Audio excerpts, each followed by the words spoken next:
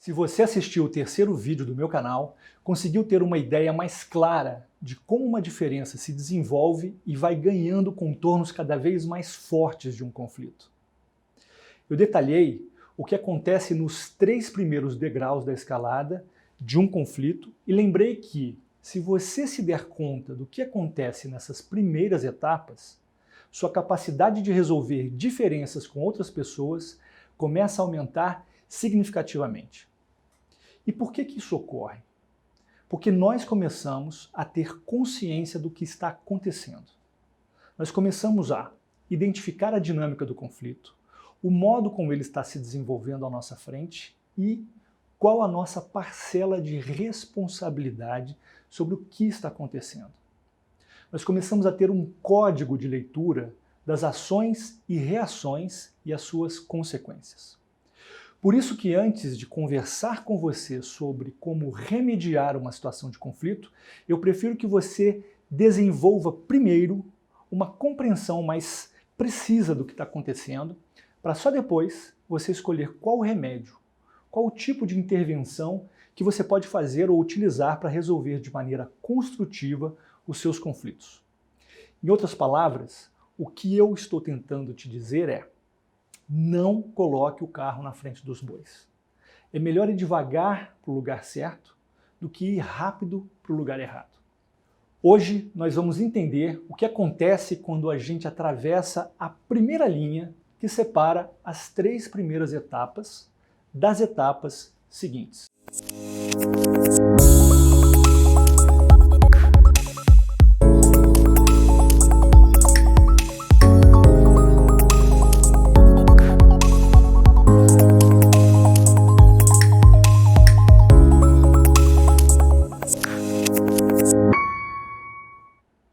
Minha intenção era percorrer nesse vídeo todas as outras etapas da escalada do conflito.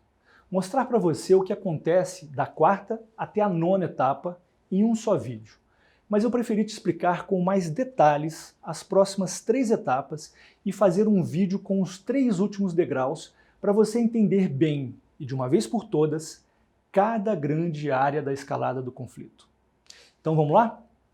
No 4º degrau da escalada do conflito, as pessoas que estão tentando resolver suas diferenças começam a consolidar em suas mentes algumas imagens de si e do outro naquela situação conflitiva. A partir do comportamento do outro, das coisas que o outro disse e fez, eu começo a selecionar falas e atitudes que comprovam a minha percepção de que eu estou tentando fazer a coisa certa, enquanto o outro está indo na direção errada. Eu organizo na minha mente uma imagem positiva da minha pessoa e uma imagem negativa do outro.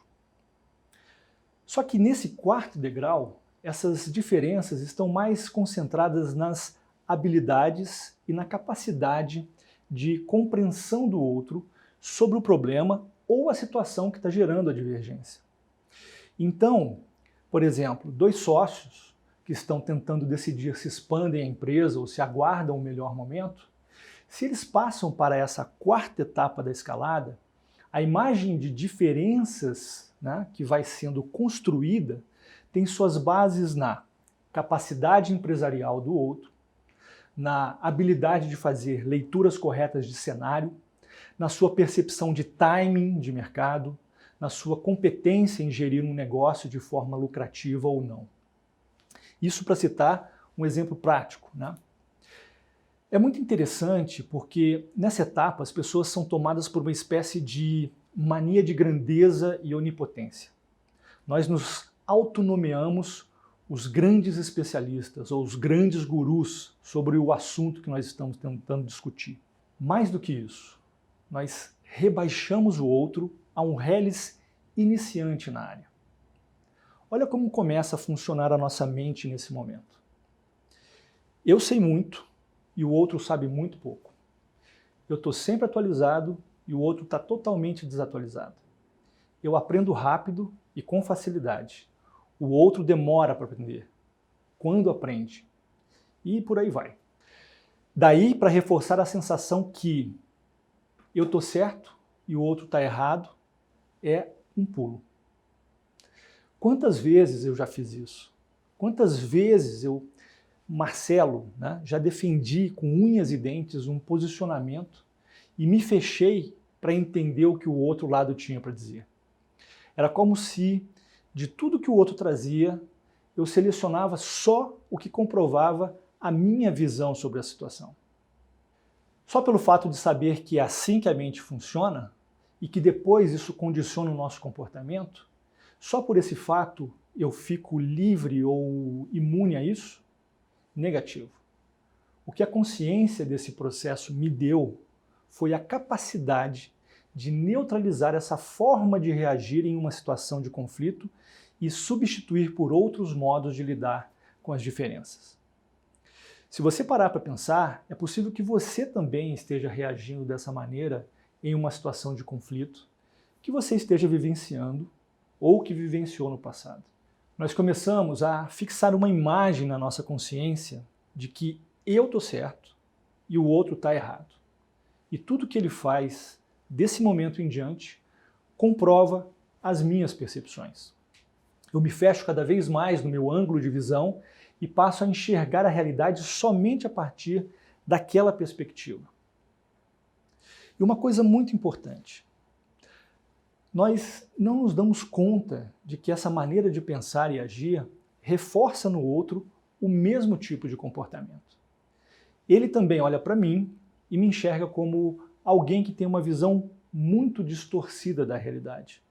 Alguém que não sabe o que realmente acontece e que deve ser feito e o que deve ser feito para resolver ou melhorar uma determinada situação. Nessa etapa do conflito, acontecem alguns fenômenos psicológicos muito interessantes. O primeiro deles é que eu formo com o outro uma interação diádica. Interação o quê? Você deve estar se perguntando. Diádica, isso mesmo que você ouviu. Vem de díade, de dois.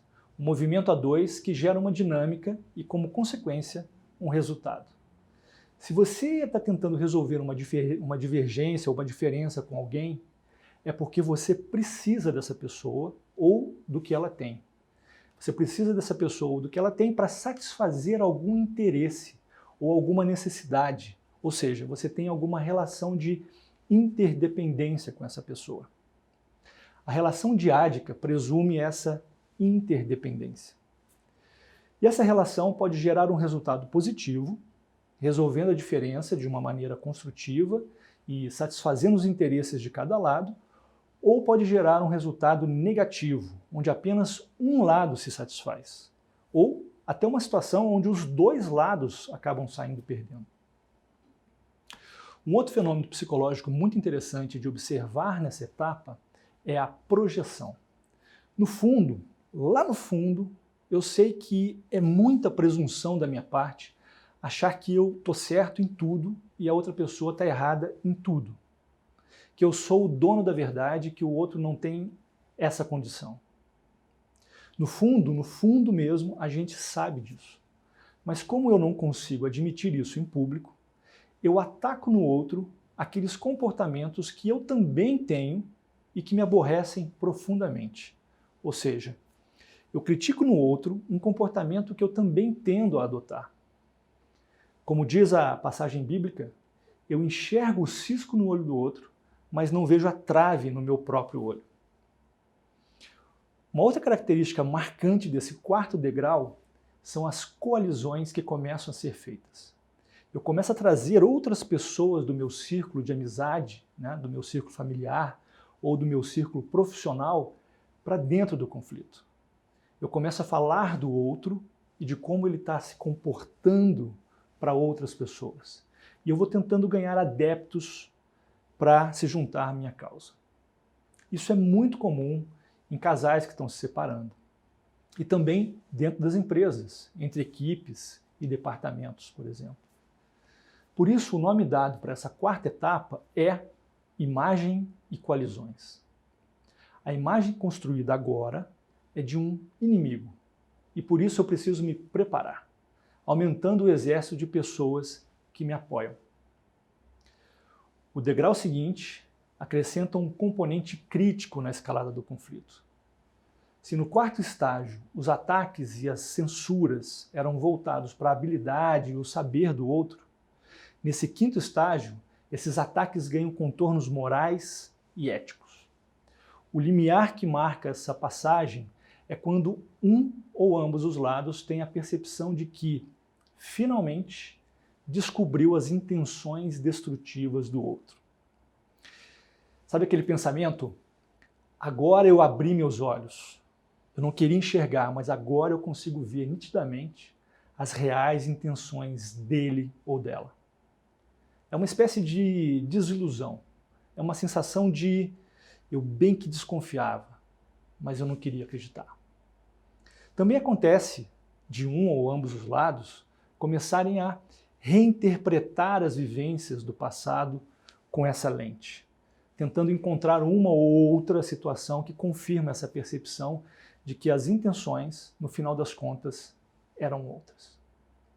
Se no quarto estágio os ataques, as ideias e pensamentos do outro eram feitos de forma comedida e guardando um certo cuidado, nesse quinto estágio, em função dessas atribuições de intenções negativas, os ataques são feitos de maneira aberta. E esses ataques não são mais em relação à capacidade do outro ou em relação às suas habilidades. Eles são direcionados a desmascarar o outro. Aquela imagem de inimigo que começou a ser estruturada no estágio 4, agora ela é potencializada nesse quinto degrau. E é muito comum acontecer o que se chama de demonização do outro lado. O outro ele é visto e denunciado como a personificação do mal, a personificação do que é imoral e doentio, e precisa ser, de alguma forma, eliminado, apagado, exterminado. Nós vamos perdendo o sentimento de humanidade em relação ao outro e vice-versa. E as nossas atitudes e estratégias vão se direcionando a formas de fazer o outro perder a cara, ou seja, ser exposto publicamente e com consequências. Como o conflito começa privado, a partir de uma divergência sobre um determinado assunto, e vai escalando e ganhando força, quando chega nesse estágio, normalmente algumas outras pessoas já foram envolvidas e a disputa ficou pública, vamos dizer assim.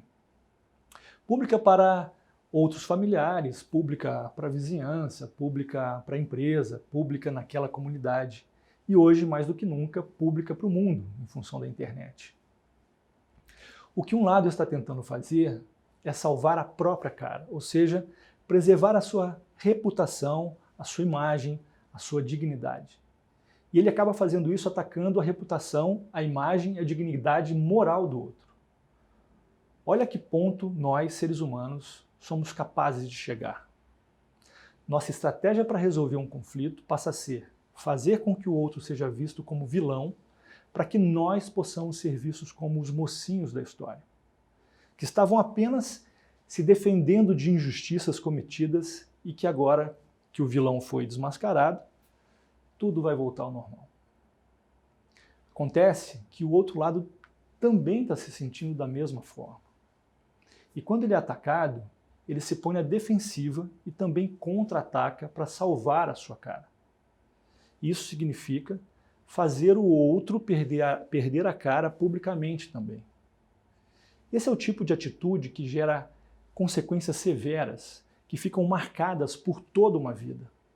Geram cicatrizes nos relacionamentos e mesmo que se curem algum dia, a marca vai ficar lá, para lembrar do que aconteceu. Repare que um conflito que chega nesse estágio mobiliza muitas outras pessoas e pode impactar em todo o ambiente circunstante. Podem ser famílias e amigos que são atraídos para o conflito e que passam a ser vistos, como fazendo parte de ou um lado ou o outro. Pode ser uma empresa inteira que se divide em função do conflito entre os sócios, que pode inclusive ser da mesma família. Pode ser uma vizinhança inteira, ou mesmo uma nação, como nós temos visto hoje em muitos contextos políticos aqui no Brasil, por exemplo. Se uma saída não for encontrada, o conflito segue para um estágio ainda mais intenso. E realmente nós, seres humanos, temos comportamentos muito curiosos. Até esse ponto, nós tentamos resolver o conflito atacando o outro lado. Como nós não conseguimos satisfazer nossos interesses desse modo, qual a estratégia que nós resolvemos adotar? Ao invés de abrir um espaço para uma negociação colaborativa, nós adotamos uma postura ainda mais competitiva e agressiva. Qual o objetivo disso? Fazer o outro lado ceder e atender às nossas exigências. Com isso, a gente passa para o estágio seguinte, caracterizado pelo uso de estratégias de ameaça. Um sócio ameaça deixar a empresa e abrir o seu próprio negócio. Um vizinho ameaça comunicar ao síndico se a questão dos latidos do cachorro de madrugada não for resolvida. Uma empresa ameaça rescindir o contrato com um parceiro comercial se não for indenizado por perdas que ocorreram em função de uma operação de mercado. De forma geral, essas estratégias seguem um percurso padrão, chamado triângulo da ameaça. Primeiro, uma exigência é feita. Por exemplo, depositem o valor da multa por terem atrasado a entrega até a semana que vem. Segundo, uma sanção é apresentada em forma de ameaça. Se vocês não fizerem o depósito, vou cobrar esses valores na justiça. Terceiro, um movimento é feito para demonstrar o potencial de sanção. Meus advogados estão com uma notificação pronta para entregar na sua empresa. Quando você ameaça uma outra pessoa, o que normalmente acontece? A outra pessoa te responde com uma contra-ameaça. Ela reage à sua ameaça ameaçando você também. Agora pense no contrário. Quando alguém te ameaça, como é que você se sente? Atacado, acuado. Você muitas vezes se defende atacando também. Se você fica com receio de que o outro realmente vai fazer o que ele está dizendo que vai fazer, como sanção se você não atender à exigência, então você pode ceder, mas você faz isso a contragosto. Em uma próxima interação, a sua tendência vai ser querer compensar essa situação onde você se viu forçado a agir em uma direção que você não queria. O inverso também acontece. Se você força alguém a atender a uma exigência sua, com uma ameaça, ele também vai querer devolver na mesma moeda em algum momento. Qual é a grande armadilha da ameaça? É que você e o outro lado se vinculam ao que vocês estão dizendo que vão fazer como sanção se o outro não ceder. Ou você recua e corre o risco de perder a credibilidade, ou você se vê obrigado a dar o próximo passo na escalada do conflito. Esse movimento acontece tanto com pessoas comuns, que estão tentando resolver suas diferenças, como com nações inteiras que enfrentam algum tipo de conflito. É nesse momento que países e pessoas podem cruzar a linha que separa a diplomacia da guerra. Se eu ameacei o outro com um processo judicial, agora eu vou ter que iniciar uma ação em um tribunal.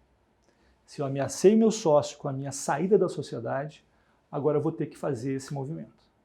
Se eu disse que iria derrubar o muro se meu vizinho colocasse mais um tijolo e tampasse a minha visão, a minha ação seguinte vai ser nessa direção. E assim, nós entramos nos últimos degraus da escalada do conflito, onde já não existem mais ganhos para nenhum dos lados. Lembra que no primeiro vídeo aqui do canal, eu propus que você escolhesse uma pessoa com quem você estivesse em conflito e que você gostaria de restabelecer uma boa relação? Você já conseguiu identificar em que ponto da escalada do conflito vocês estão? Faça esse exercício. Você também pode analisar o conflito de uma outra pessoa se nesse momento você não estiver tentando resolver diferenças com alguém. No próximo vídeo, eu vou finalizar a explicação desse modelo e nós vamos começar a conversar sobre como interromper a escalada do conflito e o que pode ser feito para desescalar uma situação conflitiva. Se você acha que os vídeos do meu canal podem ajudar outras pessoas que você conhece, encaminhe o link para elas.